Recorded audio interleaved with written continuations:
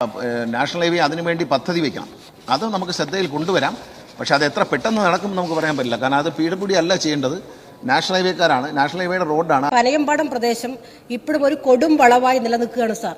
National ഹൈവേയിൽ ഇത്തരത്തിലൊരു വളവ് വരുന്നതിന്റെ ഭാഗമായിട്ടാണ് നിരവധി സംഭവങ്ങൾ ഇതിനകം തന്നെ ഉണ്ടായി.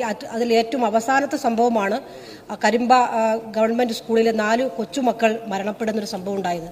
അതുകൊണ്ട് ഈ കൊടും വളവ് നിവർത്തി ആ നാഷണൽ ഹൈവേയിലെ ഈ അപകട സാധ്യത ഒഴിവാക്കാൻ ബഹുമാനപ്പെട്ട മന്ത്രി താൽക്കാലികമായിട്ട് തന്നെ 1,30,00,000 പാസാക്കിയെങ്കിൽ പോലും അവിടുത്തെ പ്രധാനപ്പെട്ട പ്രശ്നം ആ വളവ് നിവർത്തുക എന്നുള്ളതാണ്. വളരെ ദുഃഖകരമായ ഒരു സംഭവമാണ് അവിടെ നടന്നത്. 135 ലക്ഷം രൂപ, 1,35 ലക്ഷം രൂപ.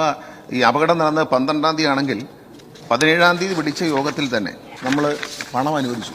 അത് വലിയൊരു കാര്യമാണ്, ചെറിയ കാര്യമല്ല. യുദ്ധകാലാടിസ്ഥാനത്തിലാണ് കേന്ദ്ര ഉപരിതല ഗതാഗത വകുപ്പിന്റെ നാഷണൽ ഹൈവേസിനെ കൊണ്ട് 1,35 ലക്ഷം രൂപ 5 വർക്കുകളായിട്ട് തിരിച്ചുകൊണ്ട് അനുവദിച്ച് കിട്ടിയെന്ന് പറയുന്നത് തന്നെ വലിയൊരു ഭാഗ്യമാണ്. ഈ വളവ് നികർത്തുക എന്ന് പറയുന്നത് എളുപ്പമുള്ള കാര്യം. ലാൻഡ് അക്വിസിഷൻ വേണം, നാഷണൽ ഹൈവേ അതിനുവേണ്ടി പദ്ധതി വയ്ക്കണം.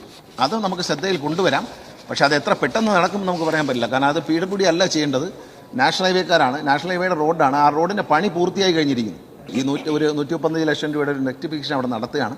ഈ വളവ് നിവർത്തണമെങ്കിൽ ആ ജംഗ്ഷനിൽ ഒരു ഭാഗത്ത് കാണുന്ന കടകൾ മുഴുവൻ എടുക്കണം. അപ്പോൾ അതിന് ഹൈവേ തയ്യാറാകുമോ എന്നുള്ള കാര്യം തീർച്ചയായിട്ടും അവരോട് ആലോചിക്കാം.